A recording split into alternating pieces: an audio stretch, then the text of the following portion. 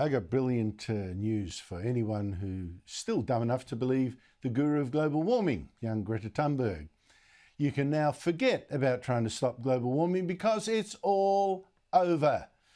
The battle is over because 5 years ago, Thunberg put out this tweet.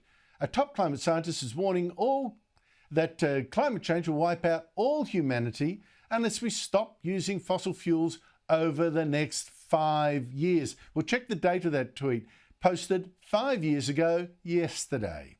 So 5 years is now up, and look around, the sun has risen and we're still using fossil fuels. In fact, I think more than ever. And we're still perfectly fine.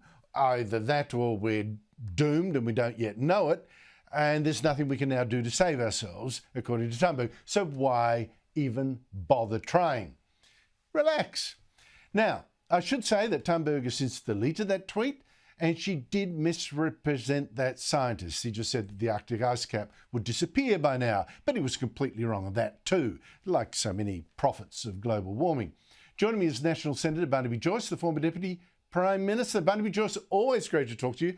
How much longer before Canberra politicians, like the Prime Minister, realise this global warming scare has been a giant beat up, it's not working out at all as predicted, and the cost of trying to stop it is just too horrendous to keep trying? I mean, look at power prices through the roof. When do you think that penny will drop? Around about the time you realise that you're losing massive votes by continuing on with it.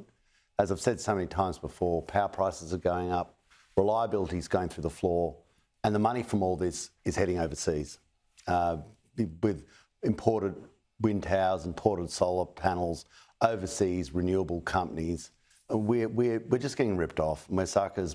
And it'd be kind of amusing if it wasn't for the tens of thousands of people who can't afford their power. And we've had some of the coldest days on record recently. And there are people who have to stay in bed because that's the only warm place in the house. There are people who are literally going back to a third world conditions, who just can't afford a Western advanced economy's lifestyle, which they should be their birthright, living in a place such as Australia. And Greta Thunberg, well, they sensationalise, they catastrophise, they get themselves in front of a camera, they sit down on roads. But I'm still here, you're still there. There's got to be a reality check. And the only thing that's going to bring about this reality, Andrew, is the threat of a political backlash. And the moment the lights go out and the moment power bills arrive again and they're through the roof, that's going to happen. Yes, unfortunately her scares make headlines. The truth does not. Barnaby Joyce, you make a great point. We leave our coal in the ground, and to replace it, we're importing wind towers from China. How does that make sense? Now, the contempt the left has now for our fossil fuels and the wealth they bring was shown last night in splendid ignorance on the ABC, which had a woman from the Australia Institute, which puts reports out for governments and everything else, calling for our gas industry to be shut down. Listen to this, Barnaby. We're not going to stop exporting gas in Australia. It's a huge industry. It's a huge industry. It doesn't bring much to the Australian economy, though. If anything, it costs the Australian economy. You're right. It's an absolutely huge industry. It's not a big employer, though. It doesn't pay much tax, doesn't pay much in royalties, and the profits go offshore.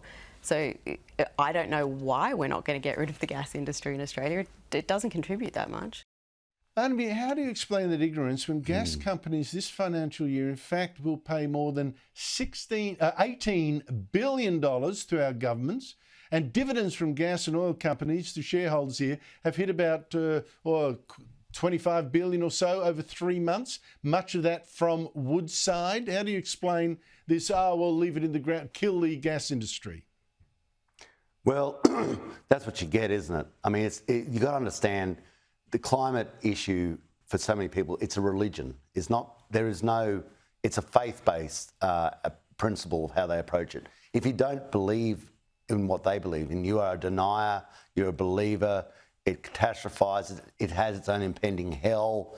It has virtue, and the people who create a sort of a in front of the camera martyrdom on a sort of a bamboo tripod. It is a religion, And it's also a religion, unfortunately, is full of ignorance. What that lady just said was just tripe, absolute tripe. We wouldn't have had a surplus if it wasn't for the coal and the gas industries. And she wouldn't have money for pensions or the hospitals or the schools or the NDIS, Medicare, all the things you want. You've actually got to earn tax dollars. And what happens with it's just ridiculous, gas companies, with a corporate tax rate, 28.5 cents in the dollar, or thereabouts, that means you're around about a little less than a third shareholder in all their profits. That's a pretty good place to be. That is, ladies and gentlemen, a pretty good place to be. And if you want to compare that, how much do you think we're earning out of these renewable companies?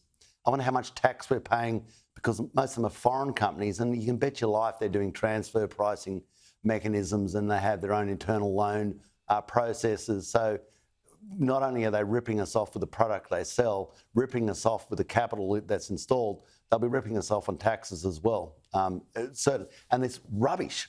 What really annoys me, all these jobs in the renewable industry, where are they? I can show you the coal towns, Billawheeler, Singleton, Muswellbrook, Curry. I can go around Australia, find you coal towns. Where's the renewable one? Where's the town where you go into it? All these people in the renewable industry, it just doesn't exist. It's a myth.